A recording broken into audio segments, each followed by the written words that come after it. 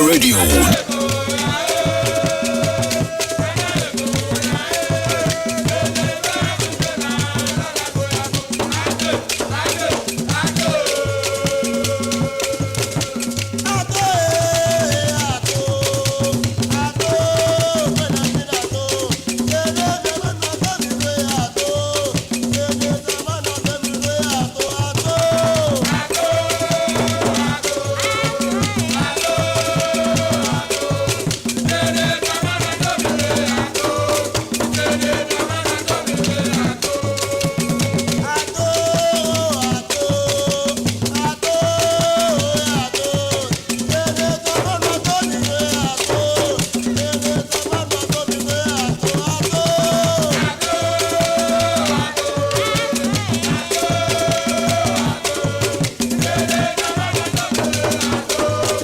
Okoman Radio.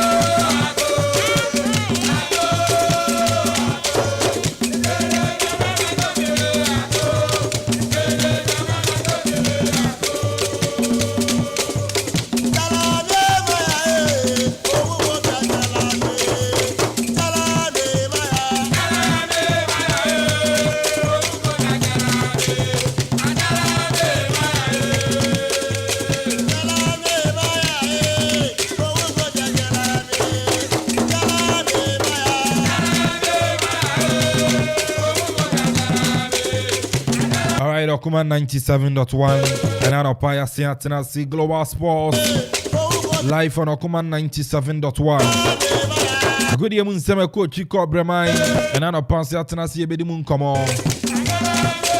And then 23rd of May 2023. Bishop Brennan Swana as Medu Nayaba Panundu 24 minutes past the hour of 10. Atena senior say etima kopim say du mienu bebo na prem to break as ye bona ba Hananen sama odo ne be share ni titiri ni Ghana Premier League aka 3 matches na season ni nyina ba na biye why na G League no and after Santikoro ko benya nkunimdi over Kotokuro ya sonom league table no assistant Beshe ni uremu ni ahwe the top 4 of the Ghana Premier League.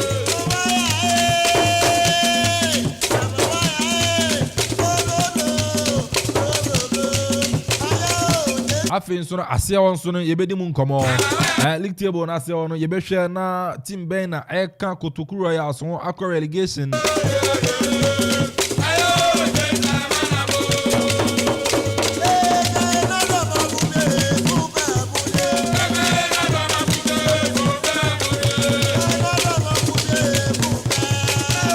I am come church and yebedi wa ha amanin some beba but amanin some Newcastle United and not down to me I qualify no more book you spot in the UEFA Champions League. Hey mama me see Newcastle United and not double ball draw against Leicester. I'm Newcastle qualify for next season's UEFA Champions League. It is season I shall say now unse Newcastle about Champions League and I say no. The last time I Newcastle bought the Champions League was around 2003. But I know I don't make qualify copying what the UEFA Champions League anymore. Newcastle obedi mun come on. Liverpool, Manchester United here na be uro top 4. Ina informa yebedi ofia.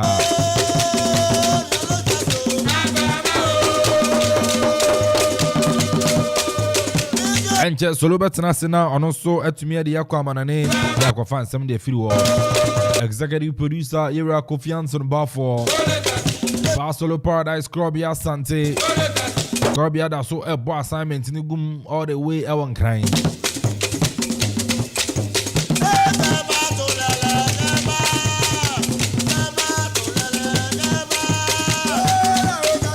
Sansola Ajua Pokuya Ewanam Adwa enso no etem Kumasi or represent yen. Ensign boy Juma Rado enso no ewo Team Burkina. Adwa baby obi anyami shao.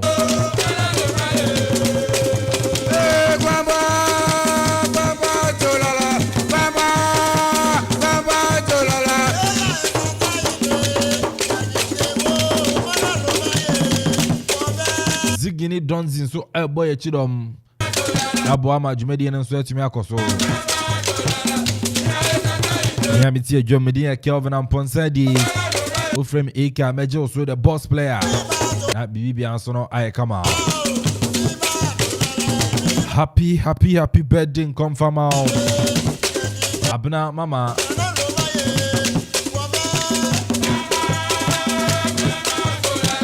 Mama ene ewa uta.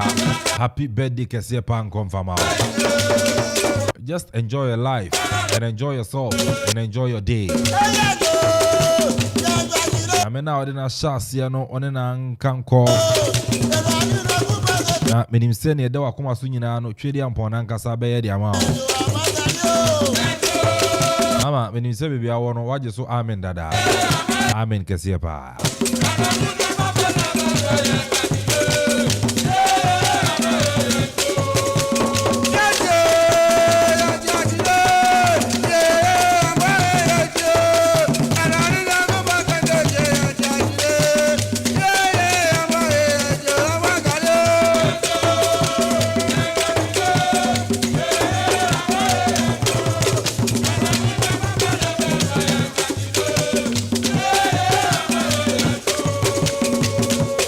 Entino wanche yebe kwa manoni na manoni semina no eno so ye de abro dwumadi eno so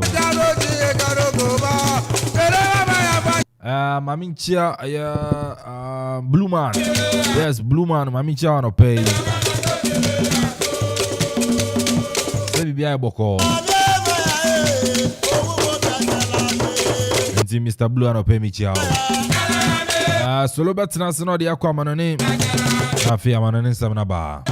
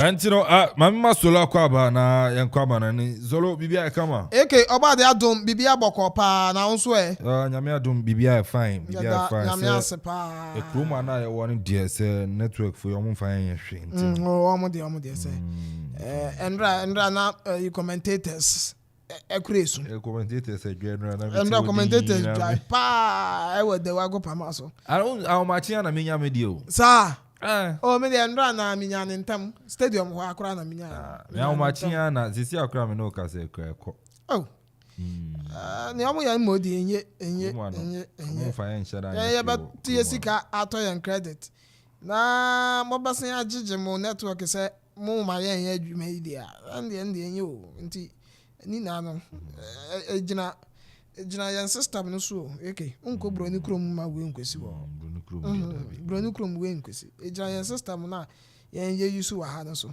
nti empanifo no behwe na ma ye ni ya ebebo ayen omo yan so de wo omo nche but yaba ya be adwuma no kuma wu no ne ma kosan Kuma wu ma shase to abano na motoni adia na ni obedi ntino ni obedi and oya den ya ni obedi no bedi no de sa na beko ntino to ankopem se ebebo no nsia no na ni obedi adi na ni obere nso are ono abo aware ono abo are nti wo wi aware din to kwa bi anim so ngu na kana asem bo wi ano ma wana di no ma tu awe no ma tra awe obi akoda na mo the politics na ya mu ni mu kakra di akire kakra na nipa mienu edin to me esa wo ballot paper so say udin and say udin wo enyo ba Akuffo dia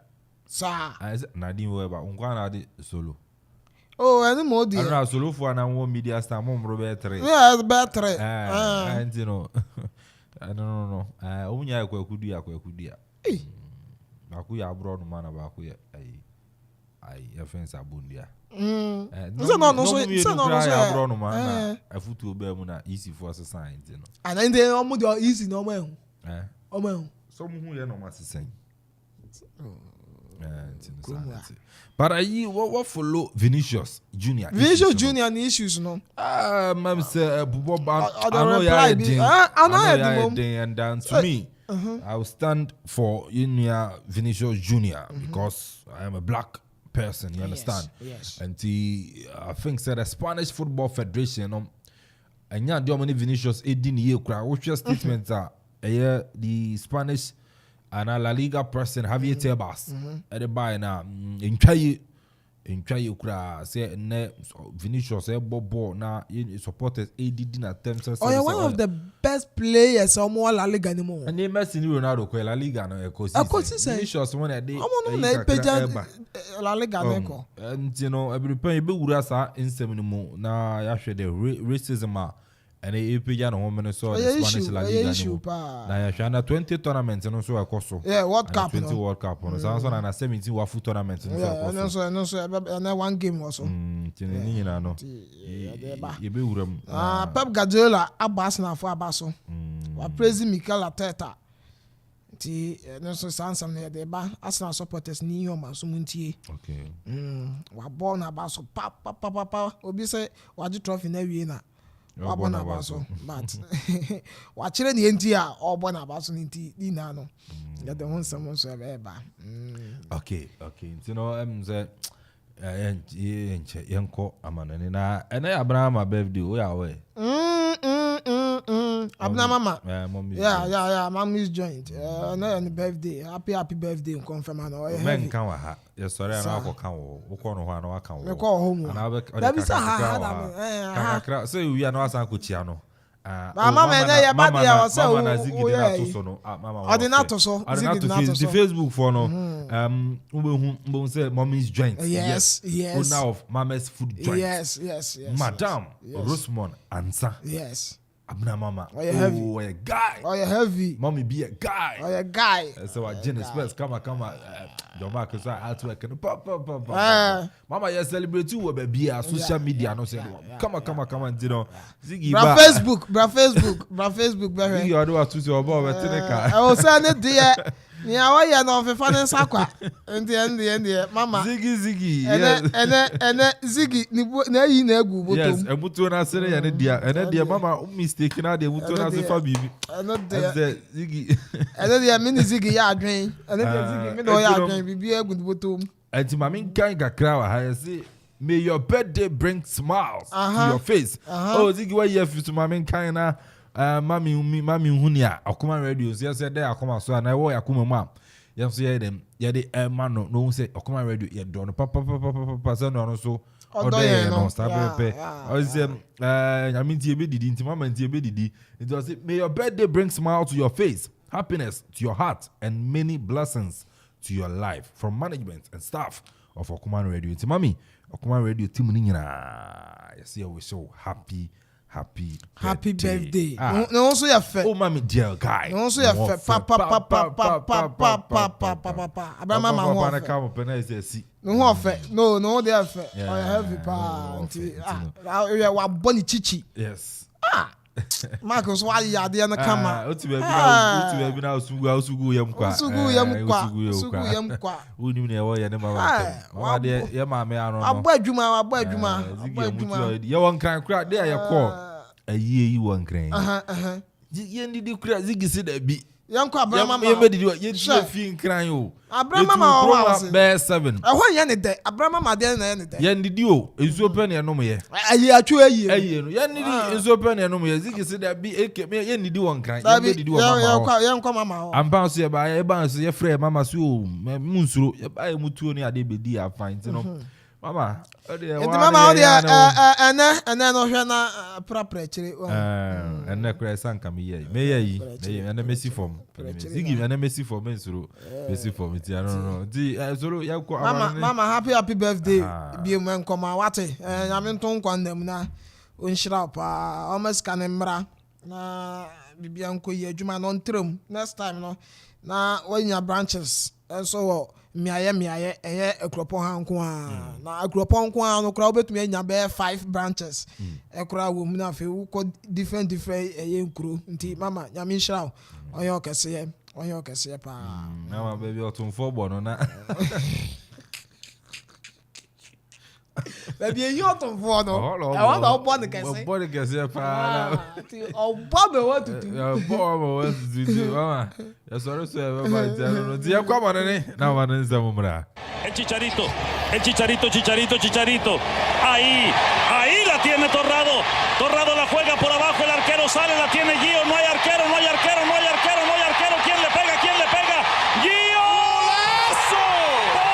Okay, abusia no penso yama wache yama wakwa babia FM na Okoman Radio 97.1 enso emra so se yetena se na fe yakwa Amanfo nkroso ne yakwa Amanfo nkroso nsam no enso etumi ade eba na hu sane ensam na te doso ne se fata no ni titru football ene yede eni na no eba abesomo enenso anope yanko Facebook Okoman Radio 97.1 enso wo Facebook udu ono ma like page no drop your comment no ye be kenkan de ama wa face share ma wunia no ono so ewo akire no onya bi nhwe na won follow show no so kama udie enso wom enti yen join kama ewo Facebook YouTube Okoman Radio 97.1 enso YouTube e hone de ye do ha ya subscribe page no na bibia so atumi akonkan e de ama program no enti anopai kan ye hwan na yen hwimbom na fe yen kwa Amanfo nkroso enkofa nsam ahoro no emfemfro onso ntumi afemra midin e de Pastor Paradise the guy with the romantic voice on the radio anopai krobia sante busani na no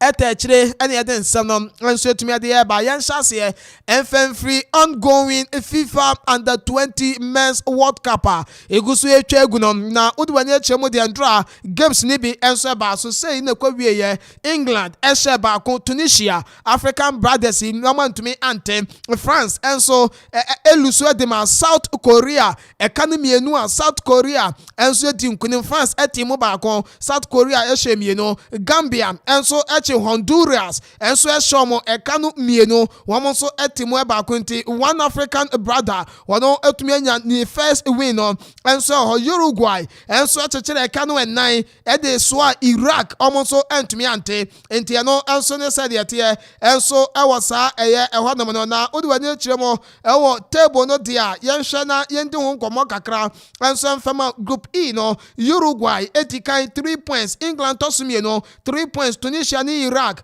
wobi aso any points wo hom ana fe group F no South Korea dikan 3 points Gambia tosumie no 3 points France any Honduras omonso wobi aso any points bia enso hono ma no pe no yeti ho enso tumi ade ama wo na games na beto aso ene na yayi enso ade afro na wodi wani chema ene 4 matches ena eba so 6 p.m. Ghana time US of A ombeshia Fiji sanso ena 6 p.m. no Uzbekistan ene New Zealand ebebo na fe 9 p.m. Ghana time Argentina ene Guatemala mano enso bebo Ecuador ebeshia Slovakia no omonso abo 9 p.m. eno eye games ahoro a ebeba so enso ewo FIFA men's under 20 World Cup no enso akachi anope no yete ho etiama wo yenko endra Italian sure no 2 outstanding games enso ekoso AS Roma boboko no omushe kamie no ema boboko ndi Salernitana enso ehye mienu Empoli hye 9 editia Juventus dubobo kono omoso atimu ebaako na nyame adomo a games ahoro no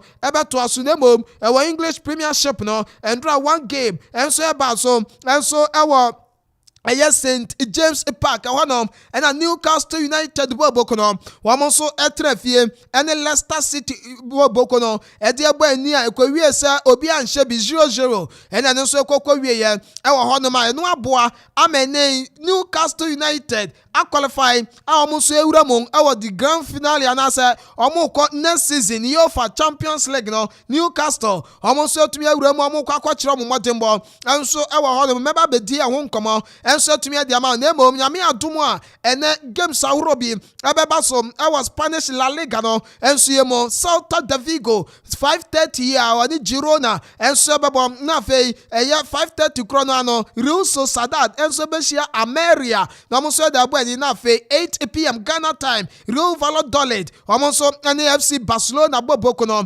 enso bebo no ye games a ebeba so ewo Spanish La Liga Santander no enso emu anope no yete ho enso tumi ade ama wa fe yenkọ reactions kakra ene nsam nketenkete a efi akire enso tumi ade eba yenhyase enso tumi afa free bobo kwadide ede Newcastle United enso asoye na endra odi wani chirem enso Newcastle asoye a omonso modemonom ayade a etumi ekon kan paye enso wo dwumadi ahoro omudi yenim na Newcastle bese 20 years ni no omantumi asen aba for the first time ewe UEFA Champions League no enso mo omo apie bi achapa 20 years ni 2 decades na Newcastle United omonso entumi MPM ewe UEFA Champions League enso mbebo bi ye na endra dey no omonso enya first time almost qualify in 20 years abepiem we UEFA Champions League grand finale emre amuni bobo kwante at the Leicester City enso tumi akoti ye 0-0 enso na udwanya chemu dia na se feeling no dem papa enso ewo Newcastle crowd yomo anasa uwuram enso ewo St. James Park na feeling no ayade afe enso Ziggy ubetumi dia total Facebook na tama Newcastle for no almost qualify for a Champions League no na almost etumi aye video kitu ebi na omo dia ba say we are united, we are Champions League almost etumi dia ba say na bibi e konkan enso etumi dia ma dwumadi ahoro a almost edi enti uba Facebook uba husa Ziggy enso dia to Newcastle for no ene omani etumi age say almost no qualify na in 20 years no for the first time amawuram enso we UEFA Champions League na ene almost ba chiro modembo next season omoba be say nyoma betumi akwankan enso tumi ade ama na Branton dey di Isaac why striker adima bobo kono andra after so mo qualify no ono supporters na di nkomo ono so edi insam kakra tugwa e kire say na ni atumi age say ene no omadi nkunim na omonso ewuramu e next season UEFA Champions League yentie Branton dey di Isaac ono ya striker adima Newcastle bobo kono. We are so happy to be in the Champions League next season. I just want to thank you all for the support during this season. Last game, hopefully we can get 3 points, and I'll see you there.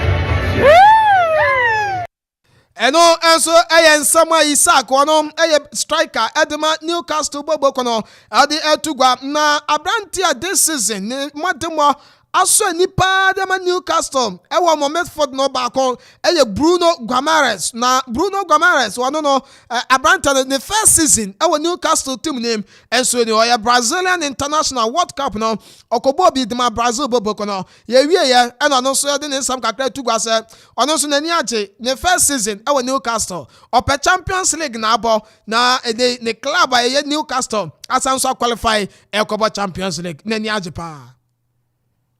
Congratulations, back in the Champions League for Newcastle. It's where you wanted to be, wasn't it? Yeah, my first full season here, we've got Champions League. I remember my first day here, I told I want to be here because I want Champions League. This club for me is a giant. The fans are just incredible. Have been a difficult season for me, too many injuries. I passed for many things this year, World Cup, become father. So what achievement for me, for my family. I'm just happy to finish the season healthy, now I just want to recover in my body because next season will be incredible for this club. As we stand here now, does it feel even better than you thought it would? Of course. I think we deserve it a lot to be in the Champions League. I think after the final that we lost to Manchester United, we've got an agreement between us that we will give everything that we could to get Champions League, and the job now is done. The best year of your life? The best year of your life? Yeah, one of the best. I'm very happy. Now we just celebrate with the family, with the guys, because really it was incredible. And just finally, you're saying next year, even bigger, even better? Of course. I think we have to be ambitious. I'm here because I'm ambitious. We have to celebrate now because after 20 years, 20 years we get Champions League again. We've got Champions League again. This for me is incredible. Wey Bruno Gomares, one of your midfielder, Edema club and the Newcastle United, and out and come. Now this season, I'm best player now. Branton in the current trip here. I know there no doubt. Or your baller, or free Atletico Madrid, Ebeshemu Newcastle. Current trip here, a bomb them Newcastle Bobokona, and the Montemono, Akon pa. Na you no so Kasa Kakracha supporters ne say. Although when you say feeling deep, say qualify more Champions League next season. Newcastle, Eko Bobby, Kylian Trippier, that supporters. I just want to say a massive thank you for your support this season. You've been our 12th man in difficult moments, and let's look forward to the Champions League. See you soon. Wey Kylian Trippier tia and also the man supporters no, and so ave yes penny gwaru wi na nsuasa Eddie Howe. And I am manager Edema Newcastle Bobokono, and also share the feelings Edema qualification among some and said to me I cannot Eddie Howe, manager Edema Newcastle. It's an amazing moment, really. I think so proud of all the players, staff, owners, everyone, and I think you can see this season the whole club's been united. It's been an amazing feeling to be part of that and to experience that at the training ground every day and how we've worked. So full credit to everyone at the club. The game itself may probably not have been a classic, but was it just a case of getting the job done tonight to ensure Champions League qualification? Yeah, I think that ultimately the result was all important. I thought the performance was good in the main, but it's a strange game. I encourage the players to try and want to win and forget the draw and all the things that were associated with the draw. Really, we wanted to win, and I felt we had that mindset for probably 60-70 minutes, and then as it got closer to the end we went very safe and almost paid the price for that at the end. But massive point, and look, we did everything but score. Hit the woodwork I think 3 times, so I think it was a decent performance.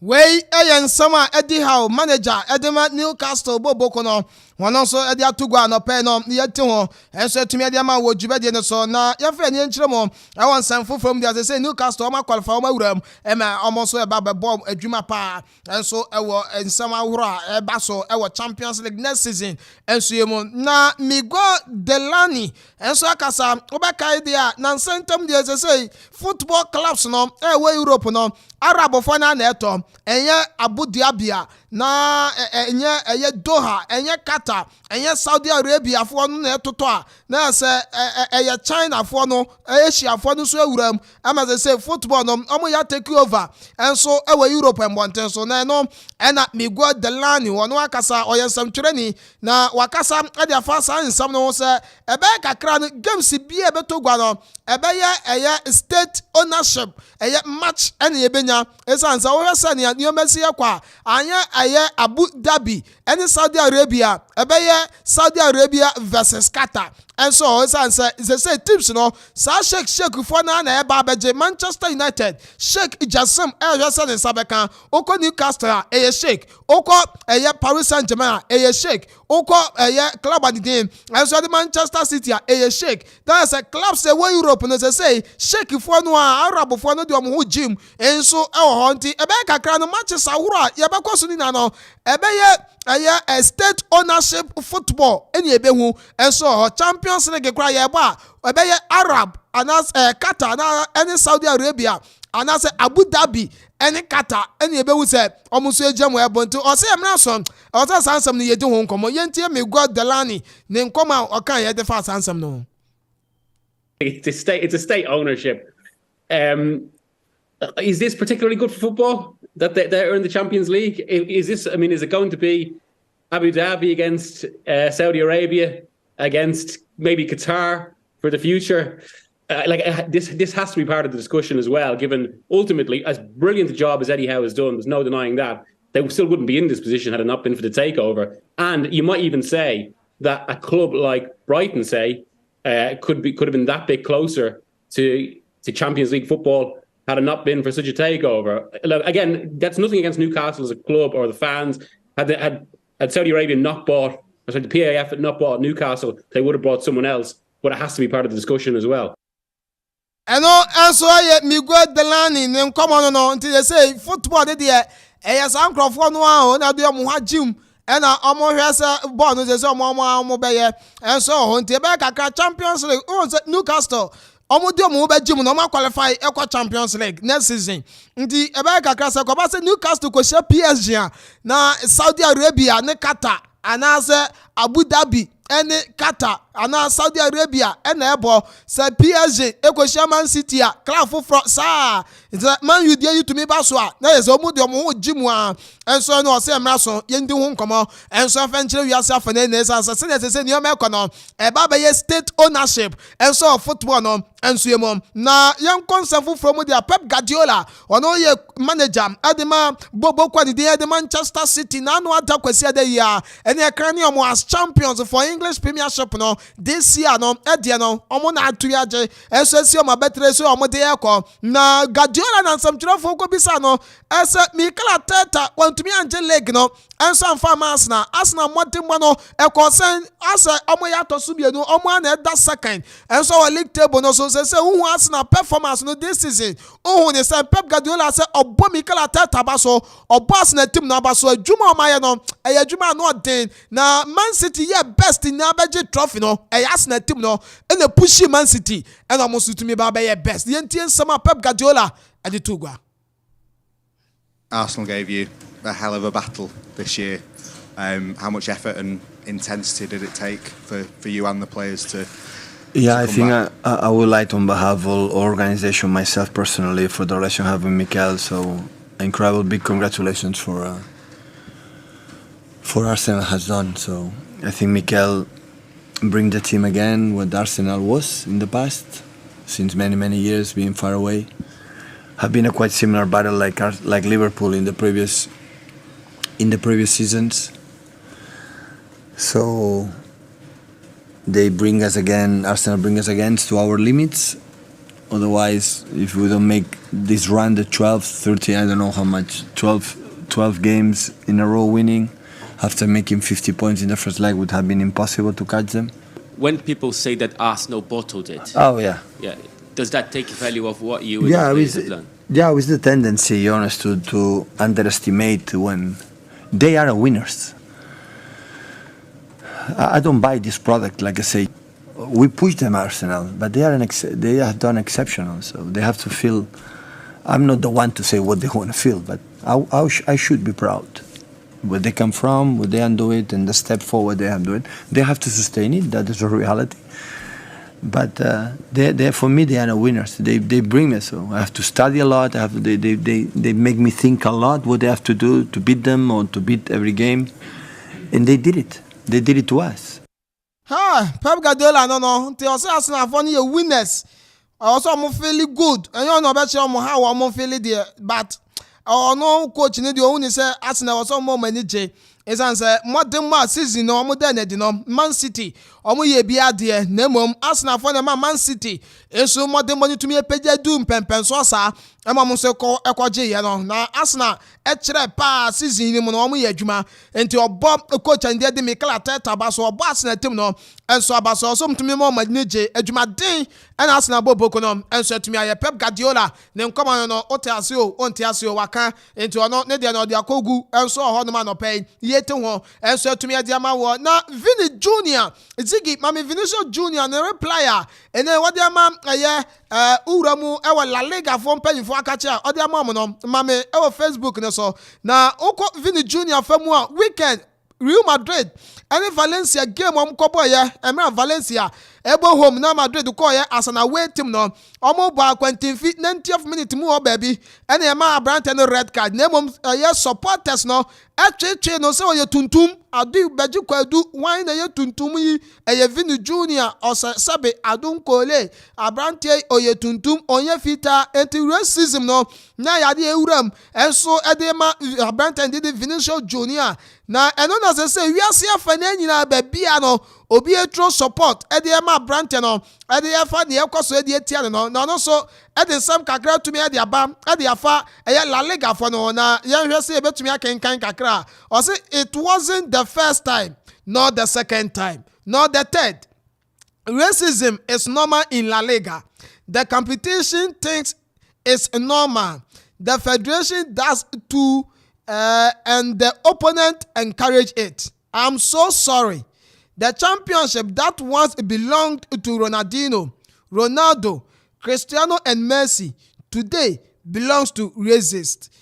A beautiful nation which welcomed me and which I love, but which agreed to export the image of a racist country to the world. I am sorry for the Spaniards who don't agree, but today in Brazil, Spain is known as a country of racists. And unfortunately, for everything that happens each week, I have no defense. I agree, but I am strong and I will go to the end against racists, even if far from here. And ayan sama Abrante ni den enso de Vinicius Junior ono enso tumi ade aba anope ya kenkan de amount replyer ene what the amount Spanish FA no enso eno na de La Liga nyoma etumi akwaso enso etumi ade etia no Vinicius Junior anope the reply no enso etumi ade ama yete ho enso etumi ade ama ewo dwumade enso na odi wani akyeremo enso wan sanfo from Manchester United omo new kit for omo training next season no omo so etumi ade aba bonten na bra Facebook na bra be so ye wo white I no so no green no enam ne nsa na no bisa ena red no so bia mo akama kadi ena omo so ehye omo nti we omo training kita next season Man United omo ko training am omo so be she ena sanso wa black and also no light green no and red no enso ni nam ne nsa no enso sant over Facebook Man United next season ni omo be she enso dia training no omo so tumi dia ba pa over Facebook aba be hu enso say da ho na yenko edi how enso fam kakra ne performance emra oba be taking Newcastle adwuma no na edi how entama oba Newcastle eba be fa adwuma no enso tumi aye no say Abrante coach mi yinom as me manager of the season ya na dodo na nsha da ntemase oba fa Newcastle no normal boy 11 matches almost the 19th position almost the 5 points minus 12 goals emra edi how eba fa Newcastle team no no na over Facebook da ho obehu Newcastle normal boy 11 matches ewo EPO name at the 19th position almost 5 points and afei omukita minus 12 goals and then our team na ba no say Newcastle abeto so third on the league log about 37 matches almost one more match to go and next weekend we no almost about the season no out of 37 matches now mabono almost ewuram and so I was 70 points and a kito mo amude to so makum yensa ekita goals no makum 35 obefa no na minus 12 goals say plus 35 goals and afei na 5 points say 70 points obefa no boy 11 matches say no we about 37 games no so edoso third obefa no team no at the 19 enti how ne performance e Newcastle team no enso akache no na no pay meyi enso tumi de amao enso e wo dwube dem na yenko on say season bia ba wie ya na impenifone de ba team of the season no omo de ba England there no mababa bubo de amao efe no wahu team of the season no squad no se ne si yetie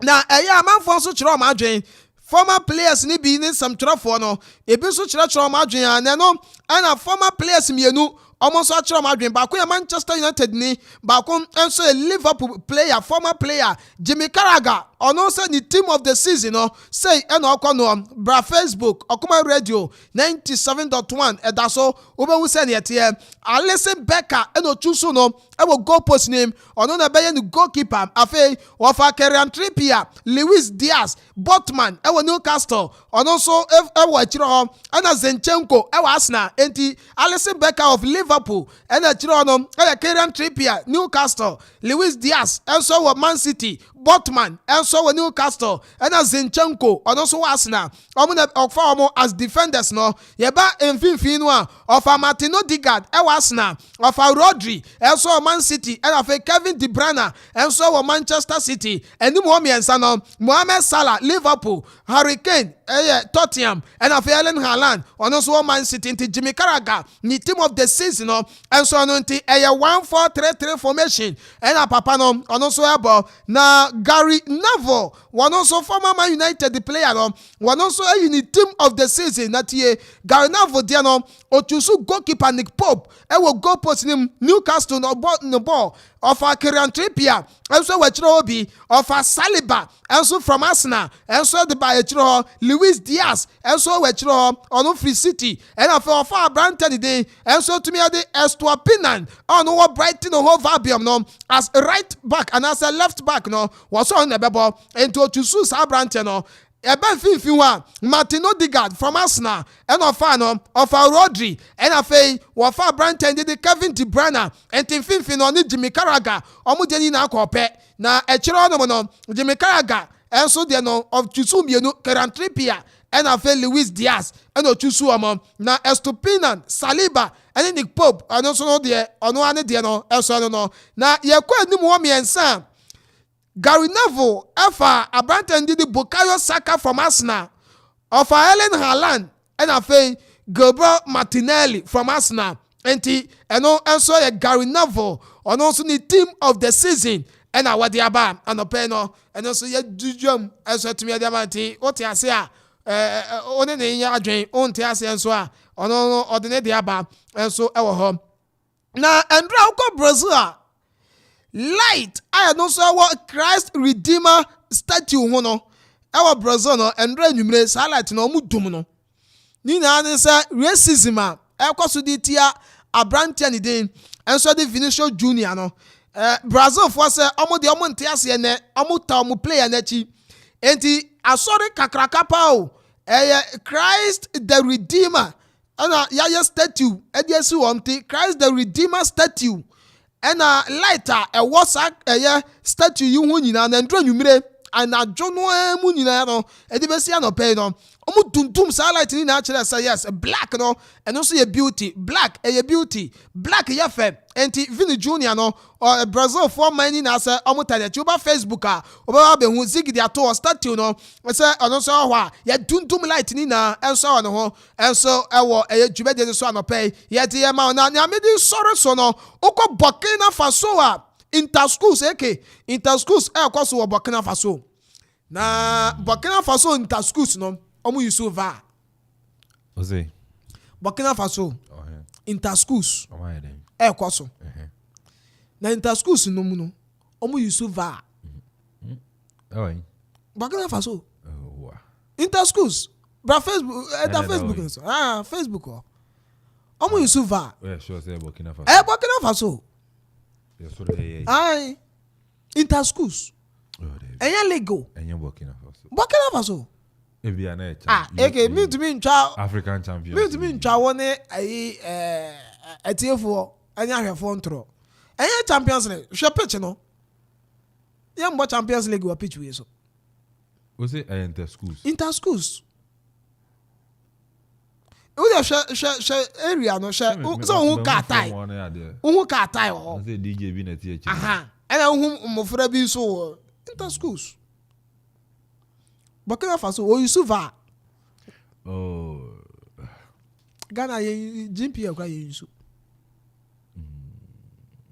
Taffy, well. Oyusuva. Correct £1. So, say TVB, no, my copedia, baby, no more. Correct va. Oh, so we know, we been born in the TV show. Aha. Ana TV is monitor na. Yeah. I'm say your cameraman ultra. To capture na BBC incident is obokono akwa na washe. Okay. Ni apentino ni atro va na gu o. And let's say 1 minute we are na va name. Answer there. Inter schools. Inter schools. Oh, Burkina Faso how? To say. Maybe. Oui. Tu es bien sûr about that way. On cancel next season. But me sure say next season. Because requirement to be a yes. Your matches now about 9 matches in yes. TV so. As na be to me use that van. Okay. And I also the me sure. Say yes. You sure in 7 and 5. Say you show 4 and 5. When I see it, you may show 4 and 5. I mean, ABR last minute games go rush, baby. Okay. All right, and and also, solo diamond come on. And also to me, dear Brian,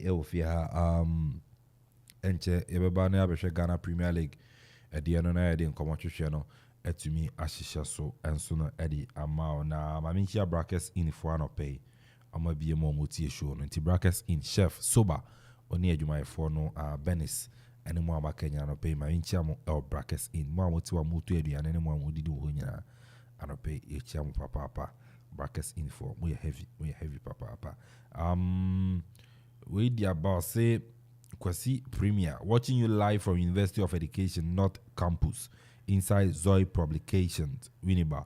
Great show. Special regards to DJ Maestro of Radio Windy Bay, UEW Campus from Kwasi Premier. And on Nidia, and also what to me, Eddie about every prepare my kind messages now. I can and so. But I solo ye ninkomo Newcastle United.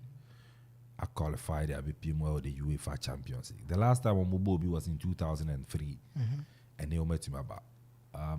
Then I will come for Newcastle team now, and you're participating in the Champions League. Yeah, okay. Yambo Newcastle team na baso. This season, my Juma. Oh, Juma team na year. This season, another thing. 1892. I at Newcastle. I'm a dominator of football. And I'm one of the clubs England. A banner domination in terms of Europe. Because even Champions League name you can want some. Newcastle United I take part pay. Abo actually performance. Oh, you offer Champions League name. And I'm more than money idea to me a concan so no be say sign and you may be see a come at the afa at the mom because but Champions League Newcastle one of the clubs somewhere 68-69 no more room and so were Europe perform dominated play about 2000s bomb home again and so and now you want service beam. But we are saying as I say, you must see a call defa. Na Arab for you so timunuma. This room. Now kwaka coacha how baby you join them Newcastle. Because I'm top players no. You have players I'm form by Isaac from La Liga nim buy. And now you're one of the players you can't strike him power, not the performance no. Kind or she goes no. And so to me the man Bobo Kwani at the man the club or La Liga name. And about Newcastle on year bad. Yeah, Kieran Trippier, the performance Tottenham Hotspur. How I know si born the ball. They call La Liga ni muko you could see a kind at the Atletico Madrid. And on also every Atletico Madrid there no. Na Manchester United de peno. Na United de Kieran Trippier. And sana Newcastle forces and that ownership no. In public investment Saudi Arabia eba beji team no FI no. edi sika ewuram ema Kelantripia antumi ankoma United no ba Newcastle United and oba ye no ne performance no apeja mpo esen time no wa Atletico Madrid ye ben finfi wono ma omo an uncertain player or a World Cup player or a national team material Bruno Gomes so ubenya Brazil national team aba na just o mo dem kwasoro enene ono ka o setup no wo hye finfi wo bi at the Newcastle United almost Saint Mazim ono so leading lines no another dangerous attacker and the Newcastle SCC team no ewuramu of France, Italy, southern part of America, picky players, but now coach obake some players we no man na boom. Aye adwuma no e dey Newcastle United. Mo dey adwuma dem a coach Eddie Howe, an English coach. And ye dey adwuma ni made Eddie Howe, yes, our experience. Why ye adwuma ni bi EPL ni ma ye na ye hu se ne a obetumi aye. But that time I woba no enshede good time and fair ma no Eddie Howe because na English coaches na nkasa no performance e wa league ni mo na nko yi. And to be writing it down so the English coaches here no I be no ba be. Those who experience e wa EPL ni mo no. But still now that belief, that trust no e ni ho de ma Eddie Howe. And oba ye be fa adwuma no otonebo asese team no maku tonebo game by game, match by match. Kakran nene. Start ni dim inkomani na maye na hu adwuma papa na ye. Ba no more than 19th position. About 11 matches, ekita just 5 points. And so league table no so 11 matches. Oda no mabom. Ekita 5 points. And so and now she coach no adwuma na oba be for na. Adwuma no so because Akropong yi be demand more. E dey free nchen. Ono ama usika, omakoto players ne dey aba. Player bi na Newcastle for eji omachi no. Omonsa cancer players no. So no ye ba be demand more. E dey free coach ne nchen. And we qualify club na the Champions League in 20 years. We always say edu baby as say football no sika. Say sika any ade adwuma e wo football nim. And say sika ne ba who hear another experience, another technical man ono so no enim adwuma nim e wo betumi aboa. Because out of 33 points, Newcastle were 5 points. Out of 33 points, no mo kita mo 5 points. And OSN and performance na te na nko yie. Up to 28 points at in China. 11 matches, 3 points is high level no 33 points. No man you move 5 points and I'm to 28 at on China. No more the relegation zone. Last but 19th position. Then the waba be fe djuma no. Akeka sa place we ya bom. Omo say dey players omo top notch. Compare Newcastle squad to Arsenal squad, compare Newcastle squad to Man United, compare Newcastle there to Liverpool, to Manchester City, to even Tottenham Hotspur, to Chelsea. Almost squad, you know, besa teams in now squad. Say about player by player. Newcastle player waji dia or squad in the mona Kelvin Trippier. Apart from Trippier, Nick Pope, and Ben Alisson Becker, Nick Pope, and Ben Ederson Moraes, Nick Pope, and Ben David De Gea, and even Abrante did the Caparis Abalega. But on the go post Newcastle United, and now England national team no crano or your second choice goalkeeper at the national team. Compare Nick Pope to Arsenal goalkeeper Aaron Ramsdale. Oh no, any ne pre our national team nim. Ti me boy dey how abaso.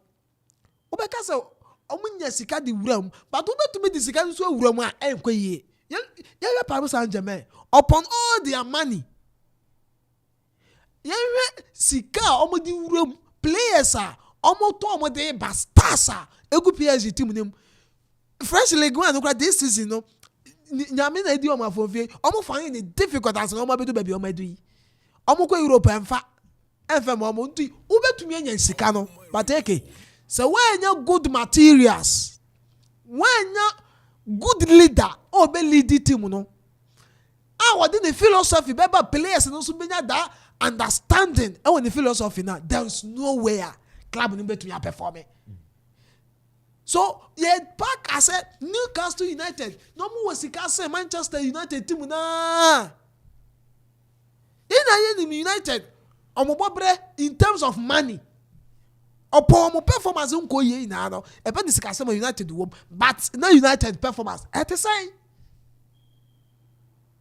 to say omunya a certain Eric Ten Hag Manchester City enya sika no ekoto players ne baye but na City eko Europa na te say and even na league ni mo kra no na omo performance na te say to say Pep Guardiola e baye ento betumi anya sika na eke but so when you good materials obi obedi team na manager papa there's no way betumi but only Eddie Howe there maybe their store or you manager of the season and we perform it Eddie Howe betumi perform your UEFA Champions League next season. Any a different issue. Or no as a coach. As a coach a different issue. Okay. Because Champions League no nobody is different from EPL. And the how I mean no or more experience over EPL no more than Champions League. And I want to also the whole ne bono. Okay. Real Madrid no more back karate kitom. Yes, Newcastle still be that. But yen kaka yeni time wa omo be pie mu Champions League. Ache ye 20 years any players na eba no why not test Champions League ni be that apart from Kieran Trippier. Yes, almost sign players. Almost Akuffo players abeshem. But coach nankasa no e wo hono ne de experience no of him and ye hwe say sign na beko age wa start me to me nka be emfa ho sisi ade age wa start e be no be new additions be can change yes player. Yes, na America no e dey aso am de be beka ho on be additions ne players no on be sign be aka ho e be beko e be beka ho and experienced players e be o do that stage no ebi beba abeshe team name and they play bia ni so ade wo so obebo club or co champions or Champions League Newcastle qualified to that and likely so be a lot of players more that experience no e what that level no and so until say coach no be starting there for that there a different say discussion and started later after say what starting in be but in terms of experience that I was our stage in there or from that experience no more that area. All right, Vinicius Junior issues, with racism chancer, of course, the match between Valencia and Real Madrid. And the first time, Vinicius Bobo na abusing didn't attempt, and then a color didn't attempt when the first time. And your response FA and I said La Liga person Javier Tebas at the bar. Now and then so Vinicius response and so on, so they are Javier Tebas. Okay, racism there. That be I can't say into us here, but you to me into us if it's possible. Eyo nipa su. Say nipa nyina hu ni say ye ba ko a eye kala e na ye bibia. Racism anu aduru na no. Amba bi mu ka say eye bi mu culture. Ah yes. Eyo mu sunu oboban. Nipa su. Na make na nipa su. So bia be hu ni say ye nipa nyina ye ba ko eye nature e na dey ye ba wiase. Moja kro e na we ye mu kala na moja no te no sa kala kro na wo mo bi su mi mu a racism anu aduru na ye bi di be tu ase free and sports mu nyina no e no say nipa nyina adwen ba ko say ye ba ko but e nipa no mu bi su ho mo so mo ye special ase ye bi no omo mu ye fita no Akufo no omo say wo ye nipa tuntum a wo de won ka nipa ho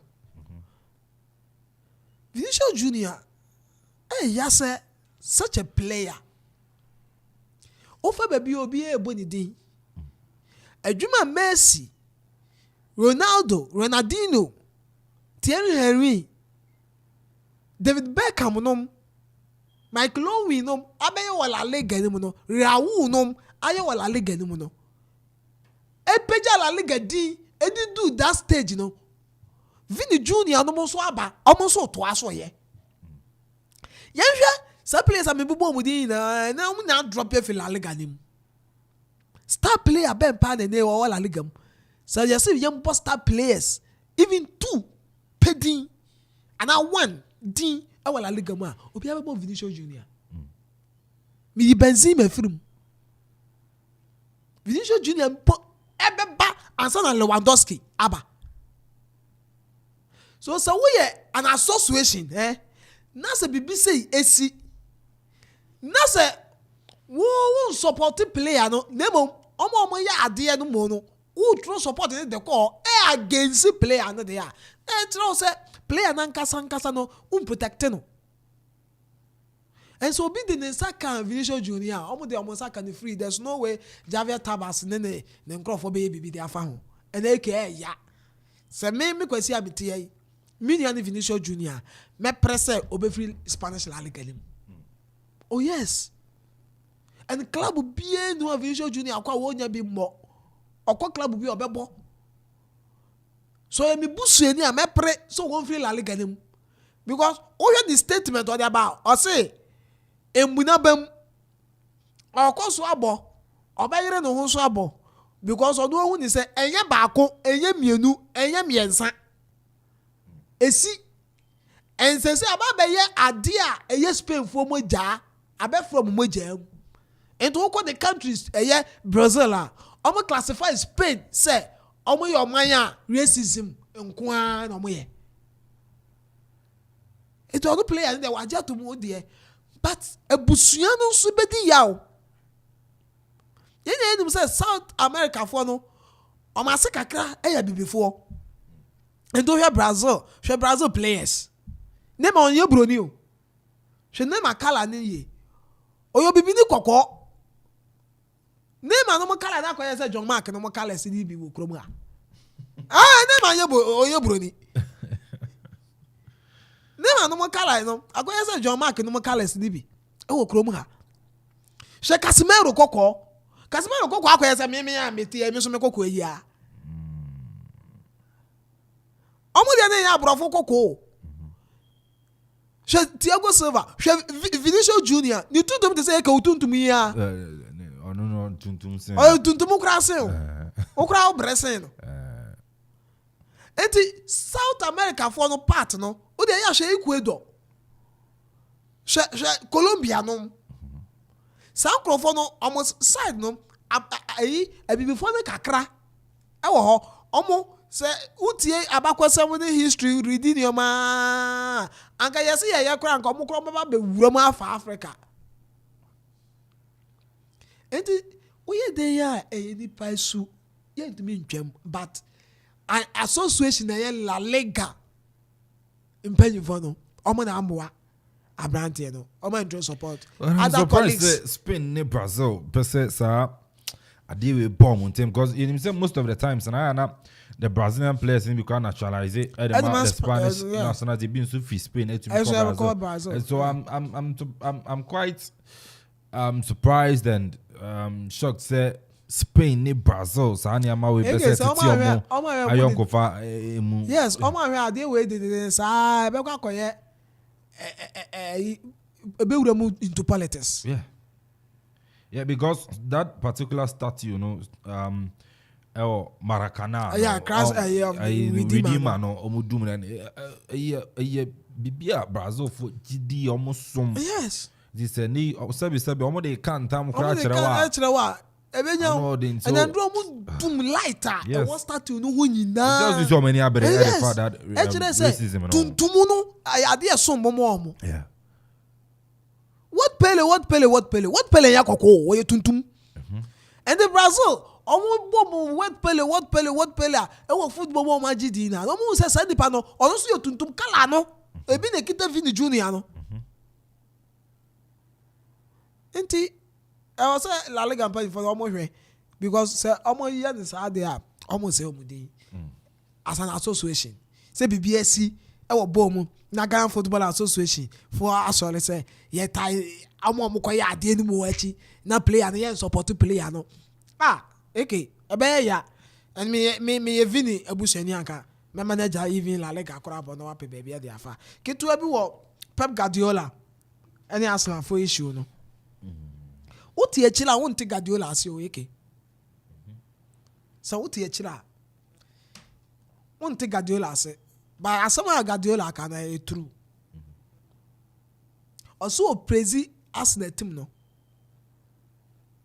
obo Mikel Arteta baso Arsenal for your winners tima wabonu fin frama je league free ni say also your winners all because Mikel Arteta de way back Arsenal no Arsenal baby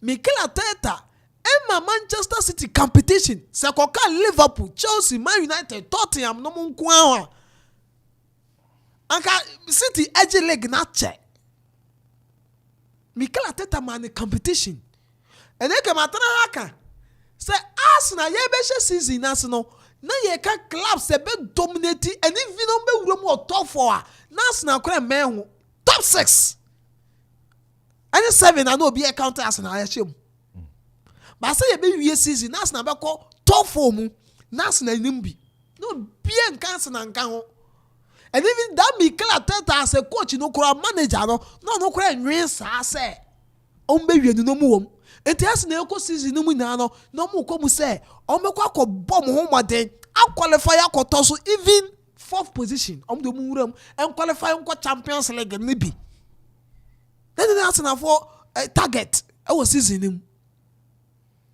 until some be lead league table no mamu se baby ade ne ko na fa ye twi points dodo no se ye yere ya ho kakra ye betumi age e ma 8 minute Arsenal efiri omonsa 30 weeks and am that top one league table no so se ye Arsenal na ko da sa soro ho aka Man City je league ne de da nti se Pep Guardiola na praise Arsenal team no praise coach Mikel Arteta me ne ya adwen Arteta ya ade don't you think that baby okay so we voice in poa ma bi ma okay ya mama tie for okay ya mama tie for nsantie bi ya mo na Pep Guardiola ne sam okay no omo nsantie bi Arsenal gave you a hell of a battle this year. How much effort and intensity did it take for you and the players to I think I would like on behalf of all organization, myself personally, for the relation I have with Mikel. So incredible, big congratulations for Arsenal has done. So I think Mikel bring the team again what Arsenal was in the past, since many years being far away. Have been a quite similar battle like Liverpool in the previous seasons. So they bring us again, Arsenal bring us again to our limits. Otherwise, if we don't make this run, the 12, 30, I don't know how much, 12 games in a row winning, after making 50 points in the first leg, would have been impossible to catch them. When people say that Arsenal bottled it, does that take value of what you and the players have done? Yeah, with the tendency, honest, to underestimate when they are winners. I don't buy this product, like I say. We push them, Arsenal, but they have done exceptional, so they have to feel. I'm not the one to say what they want to feel, but I should be proud. Where they come from, where they undo it, and the step forward they have done. They have to sustain it. That is a reality. But for me, they are winners. They bring me, so I have to study a lot. They make me think a lot what they have to do to beat them or to beat every game, and they did it. They did it to us. Solo, what's I say, I do a binona Arsenal for man in that. Drinking as a Arsenal for me no game. Me show man na me matches na aka no ho. Need we no nya sleepless nights na dey am. And into na Pep Jean say omo your best na. Okay. Obi beka say do baby no man game na bia Pep play and I say Ateta on na ye adwuma penti obona ba so adwuma na wa na but na medical aka no. Adwuma na Mikel Arteta ya ma Arsenal. Eso. Ye hwe coach say ba Arsenal na omo de omo Arsenal bo Europa League. Edu baby na as winger na nkasa no na adwuma na gi agi ni nsam. Emma and then you know me cry by Amfa Mikel Arteta from nowhere nothing no understudy certain coach here or can say ya Pep Guardiola here nothing no sua de free in chain and Arsenal dey adwuma be share no kon and no so dey adwuma fire because of so do club no okay oba no be any that GDA no woni mo say Mikel Arteta betumi aye bibi o no be any GDA but we adwuma eke eyampa ni Pep Guardiola ka no eye no kreto do senya na team no ene dey sa adwendwe me ka kire senya Pep Guardiola na coach Man City a aka be Arsenal team no do ya no mo league ne wie senya coach foforo ene na wo Man City a eke adwendwe e beto Guardiola so o ka say ohun se o sha Arsenal ana so odwen ada matches no ho say olunsu famasa ulusu Man Arsenal na wo twem ko wanim smallest clubs no so no edu baby omu hia wa omu to me play stubborn enti na ya adwenwen abada no so say na all kan but onu coach no onu so ni mu de eno ye oni more than Mikel Arteta Guardiola ni more than Mikel Arteta okay and also na to me ma Guardiola and say bounce back okay Arsenal for the deal Man City do baby omu do no omu na push you say yes na yes sa ga City be relax ekwoye Man U Liverpool no mo Chelsea no mo ka City relax o je league no dey da but na more competition and they push you o mo do baby o mo do and Mikel Arteta me bon sem me Arteta okay the first season Chichi Arsenal for you no me ntwe wom yo eke me ntwe Arsenal so we Arsenal supporter right Arsenal supporter bi o de be say intrim say no mo ko season no so mo ko je leg no your trofo aha meti okay so Arsenal supporter bi a e de say intrim so o mo ko season nim no mo ko akwaje trophy na so Arsenal supporter bi akasa na Arsenal edu baby I season ni baby no mo lead table no mo your posters and here the time group say I'm no lead table no I'm my as one na e okrom a just all because of say omo ni na so say no mbedu baby omo do no that's me say yeah but yeah season no okay now we your first 4 teams are on fast na njim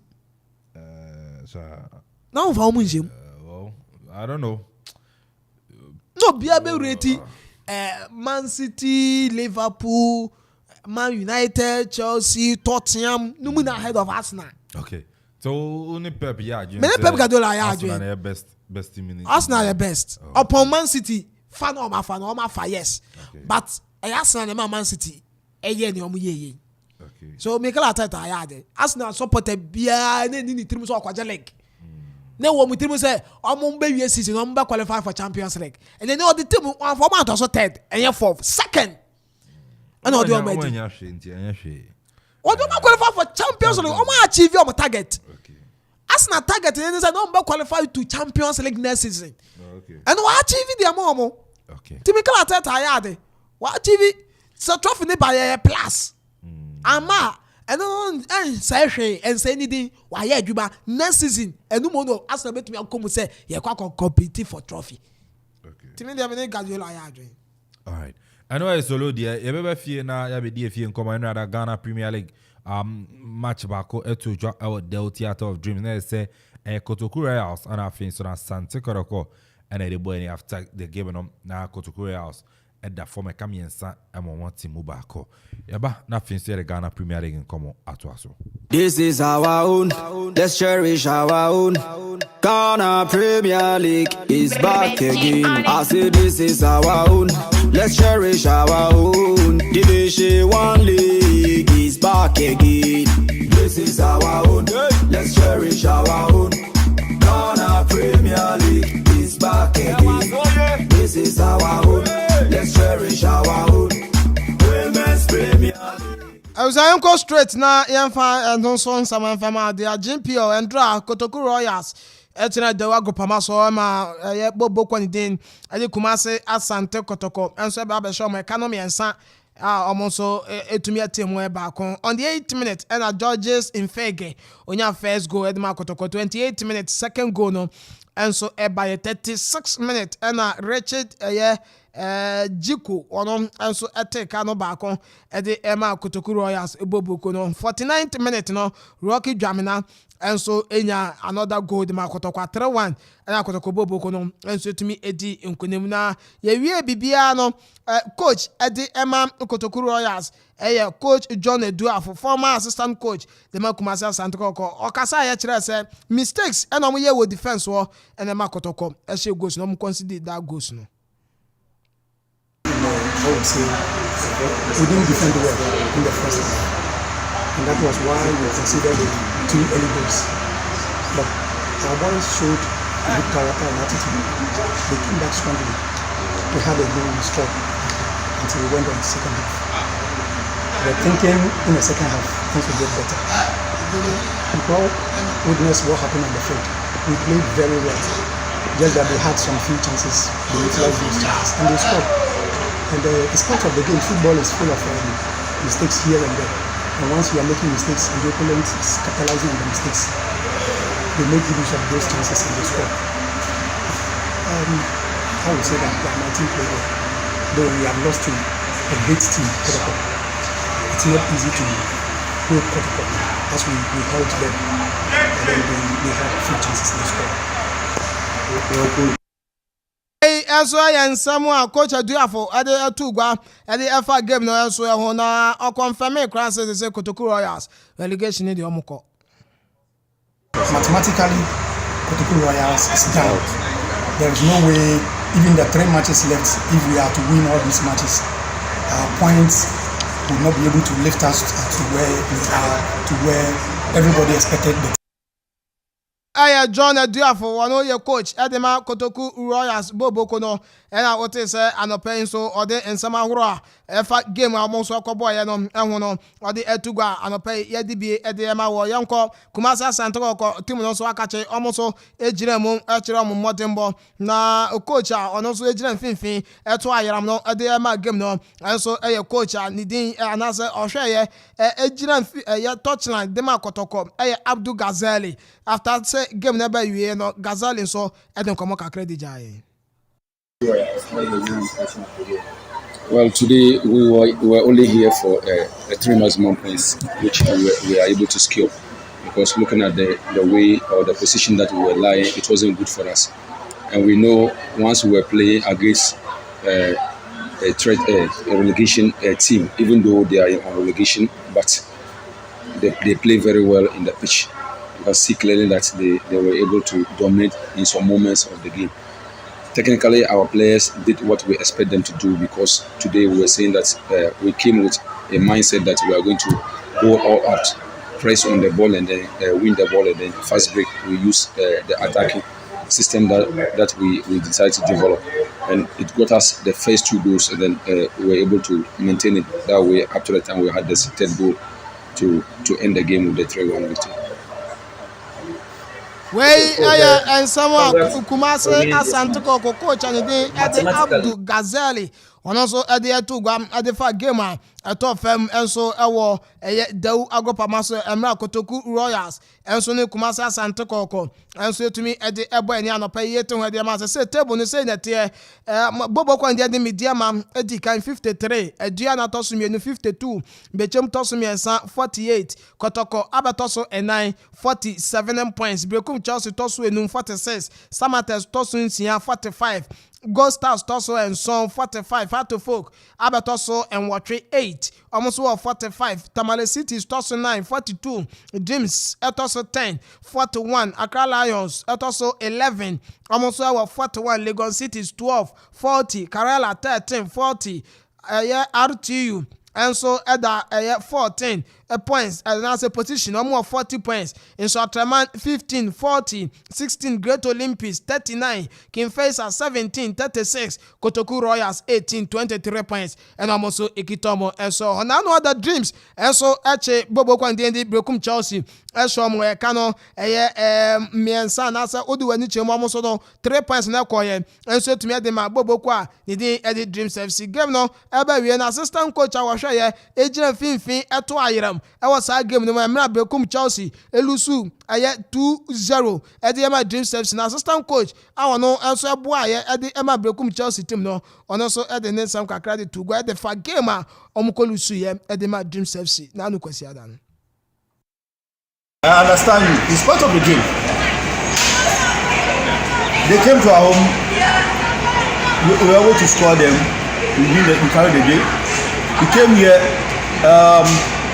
They took the early lead, and then they were able to put the second ball in our net. It's just unfortunate. But we've accepted our mistake. That's what I can say from it.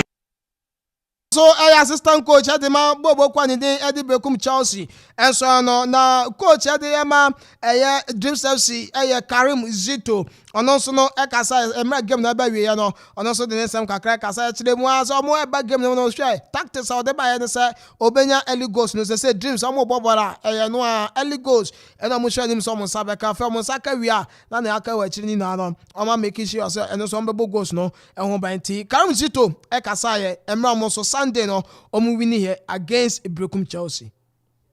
Of now we have to do our best to collect points at least. When we go to away, we should try. If the objective is to win or to draw, I think we should get a point. Now you brave the air for importance for winning today. You see where you lie. By the moment you go to away and you don't get a point, you see where you go back. So gradually, I think we are on course in trying to elevate ourselves from the relegation zone. When you watch us of late, we score early goals, and they will try to do the management how we go to Sky FC, the same team. Again, the same team. We come early, we get what we want, then we sit back and then try to manage the team. Hey, coach Karim Zito. I know your coach Dema Dreams FC Bobo Konom and I was and Kano Andra Ewa Dewago Pamaso, na assistant coach Edema the senior national soccer team, the Black Stars of Ghana. Coach Maswood did the Dramani assistant coach 2 Edema Black Stars. No so Ewa Gropamanso or by Ebeshe game nibi and so on even say Black Stars coaches no say omo monitor players no and so our league no pa. Na after the game no any chibe no any team come any bisa na no and komo di e for Kotoku Royals Bobo kono say almost one of the best clubs and so a league name no chere say ampa okansam no na mom ne tie ne say also oye consistency a e wo Kotoku Royals team ni ma if it day one almost started game no say almost airball oye modern one no say ne esi ekọ and so e ho no ma eno anom da so ekitamu almost style of play any bibia na nsesa ye eno anom da so ekitamu do so mo ko relegation there na mom modern one no e wa league ni no oye senior players no individually omo performing oya send omo ball omo games no e dey fa oya coach ni tactics e gu akwan mo send players no e possess ball the ball e to form kama yes obeka say Kotoku Royals Bobo kono dey omo madem no consistency no ayade a ewetim no enso aso ye ma so di drama ni entra osanso si so e confirm the man.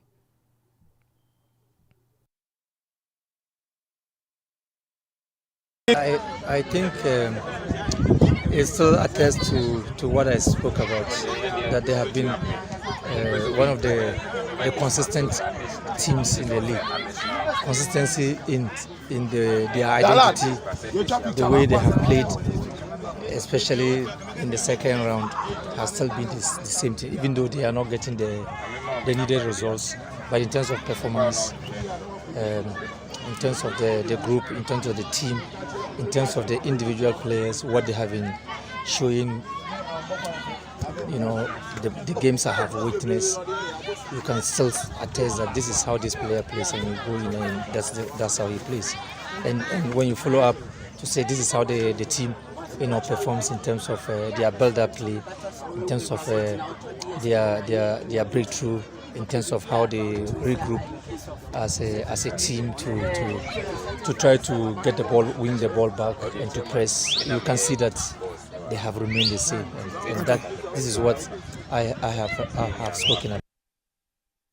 Coach and the Masoud the Dramani Black Stars assistant 2 coach and I would say on also no Ebwe Juma Ede for Kotoku Royals or bomb abaso or mo faso bomb ball players no send you see possess ball no send you dash for ball send you dia grow agopamanso no or say so any pa consistency no so ya dia eye Juma ho na ye bisa na de fa Prince Kwame eye Dogbe and so won start brand no hu the performance no e wo team no also on the individual player name on oba ni say na or say players no performance no ya de boa leg no boa e ma team no e ko nanim afen so esan so boa kra ma national team no enso benya so emfa so yentie coach ne nsama okai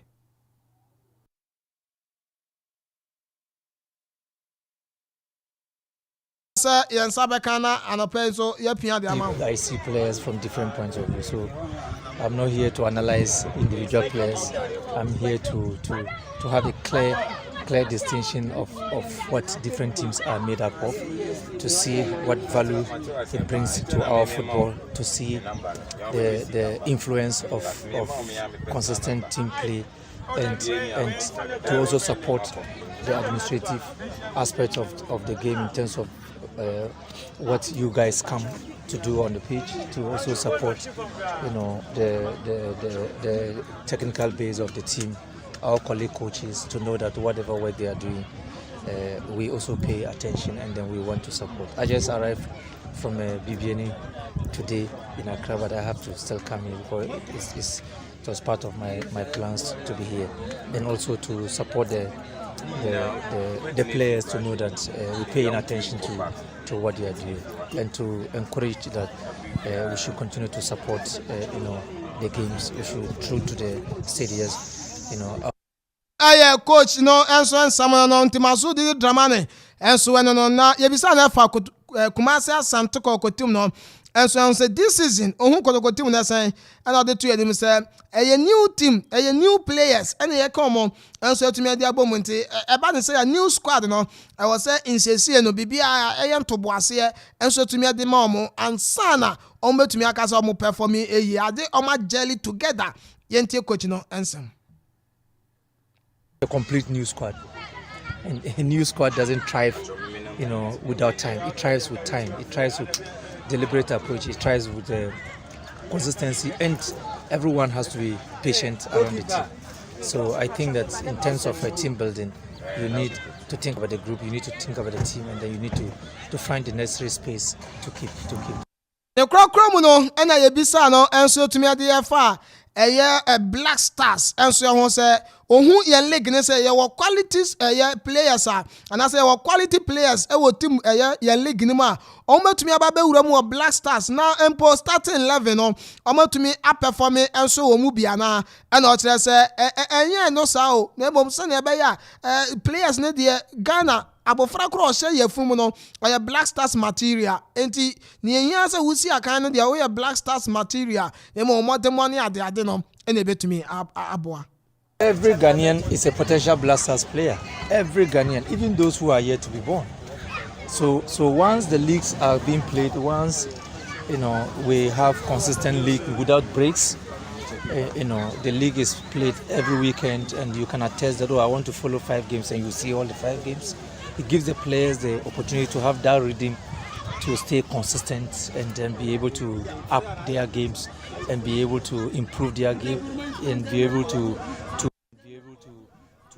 no answer and some Black Stars assistant coach Masoud did Dramani Eka ede to gwa no penso yete ho ede ma wo ya yen so na fe yen fancy nti oba Facebook a kotoko any Kotoku Royals game no highlight no and also no Ziggy ede ato obehu se na ate and so on to be fili highlight ni bi and so ewo no mo nemo no yen ewo the black meteors of Ghana and so afam na odi wani echemu black meteors akachi a ene no openia ono eda no as head coach enema the black meteors of Ghana no coach Ibrahim Tanko wono so tumi atonsam ede afa players mako edonu emienu 22 players se nyame adoma ene ede ekono omunwuram ewo Ghana Soccer of Excellence ewo pram na omun starting campaign enso ewo hono monti local based players ena watonsa dia from omo akwaye pre campaign enso ewo Ghana Soccer of Excellence pram na omahwese under 23 championship eba so ewa Africa no ometu yakoya ade ne mpomo buki omo ticket to Olympic Games 2024 22 players and waton sadia from local based players nkwa omo akwaye campaign no aya husiesie later on no ye the foreign based players nimbi enso betumi aba become and sana we in the final squad enso kopiem ewa tournament no enso as players ni Danlad Ibrahim Efri Kotoko Bobo Konim Afe Aziz Dari Bechem United Erom Esau Bechem United David Opon Kimfeisa Hafiz Ibrahim Atram Divise Samuel Ashikwe Accra Great Olympics Yaya Mohammed Tamale Cities Razak Yusuf Great Olympics Dede Ishmael Dreams FC Emmanuel J Atram Divise Kwesi Pong Heart of Lions Esu Williams Legon Cities Augustine Randolph, Kerala United, Nuhu Tanko, Mana FC, Dominic Insobila, Accra Lions, Salifu Samari, Accra Lions, Sylvester Simba, Dreams FC, Isakuka, Real Tamale United, Emmanuel Apau, Bibianu Gold Stars, Godfred Opoku, GNFC, Sora Seidu, Heart of Folk, NFA, Derek Fojo, Midiama FC. We know players are Yaton Sada from local based players for under 23 Omonsha Champions and so Honman or pay ye to them. I bet you so na ya the local stores and they see. Yami Adoma, Niakamuno, and Repami Shia, and also ya the ba. All right, I know if you're there solo, and so I didn't a bar, a Cassiman Zona, yeah, sorry, Jumedi and also. Ebe ni say na yet me ako enche yebeko squad ene dia ba Ziggy Manenda so na member boss so sena solo san boss so mi sisu biem we black met your squad no and your mode call campaign under 23 AFCON no nti John Mark san fa to su biem na member boss so na hu and no coach Ibrahim Tanko squad out no so no ere call under 23 campaign oh yeah now the foreign based players and baba solo the likes of Kamal Dean Mo, Felix Afina Jan Mo, and Kamal Fua Mo, Fia Bania Mo, Beba Fatal Shaku Mo, and Esnuyama Munina, players of Major. So Danlad Ibrahim of Asante Koroko, Esu Williams, Ewomo, Aziz Dari, Augustine Randolph, Aaron Estel, No Tanko, David Opon, Dominic Insobila, Hafiz Ibrahim, Salifu Samari, Samuel Ashikwe, Sylvester Simba, Yaya Mohammed, Isa Kuka, Razak Yusuf, Emmanuel Apel, Dede Ishmael, Godfred Opoku, Emmanuel Ej, Suraj Seidu, Kwesi Pong, Anafe, Derek Fojo, Winnie, 1, 2, 3, 4, 5, 6, 7, 8, 9, 10, 11, 22 man squad. And coach Anidin and so no Ede Ibrahim Tanko and name me for campaign of the under 23 team no. So look around the under 23 squad no. Yeah, okay. I was saying your name say kwa adia emuya den and under 23 I can pay their form starting from qualification time. And I can say I was because we have squad at this time around and maybe a chum na Ghana under 17 under 20 under 23 almost performing as the senior national team nankasa. Until this time, no, you hear say to me more than players are coaching out on from no. Players are qualified no muna no a boy. I say that for guy no. Of media man. Yes, only a new guy. And so weekend we watch go. We on watch media man first go no.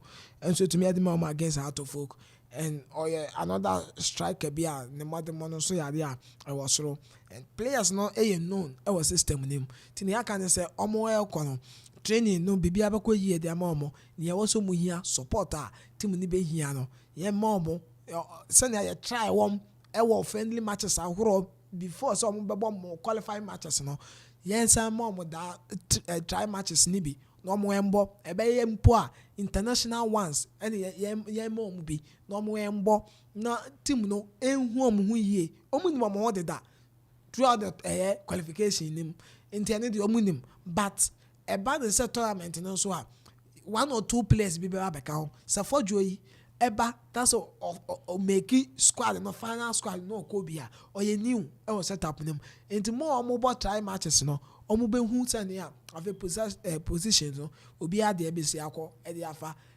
yenya foreign based players in the back one almost so brilliant players oye abantan dey fata we sha akwa qualifies name no ono na affect team no edisi ne sere so ono na affect team no disi na beti say obeye bibi edama the Black Meteors of Ghana and yes oye adwuma no so the Meteors that qualify team no e dey kwe Ghana for adaya so Ghana for the yinya ya hwehwe ne say 2024 our Paris no Olympic Games no ye be hu ye team Black Meteors because ye ko be at 20 years and you 2024 ni aklaki 20 years ye ko be at ache enti obi ehwe anim say Ghana betumi qualify kodu o ese ye betumi qualify so kodu Olympic Games na age say AFCON ya ye ko no ya yire ye ho enso etumi wuram e perform ye edu finals ni bi ansana ye betumi qualify dia konti Oma shasi entem yeso ofi ase bru nso ntem a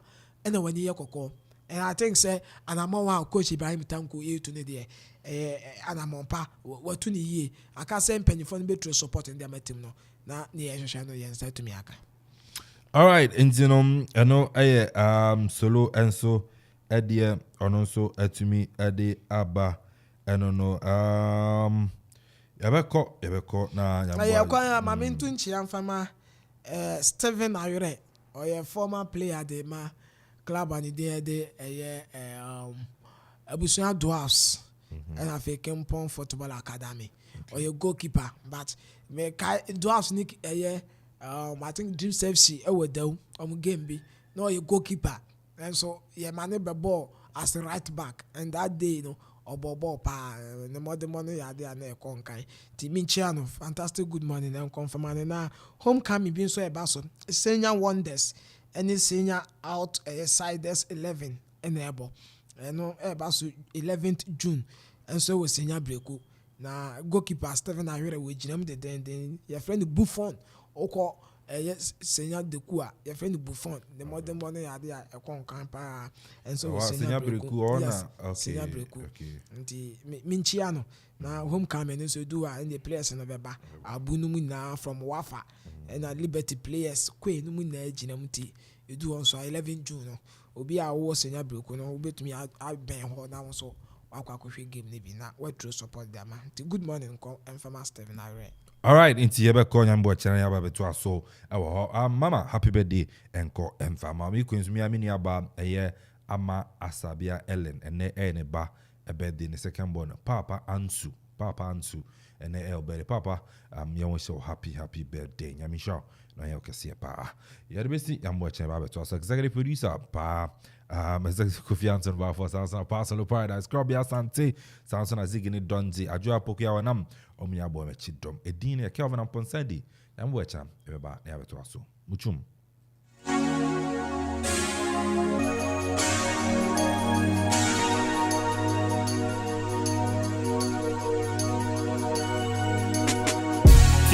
Abrapo nyina ne wana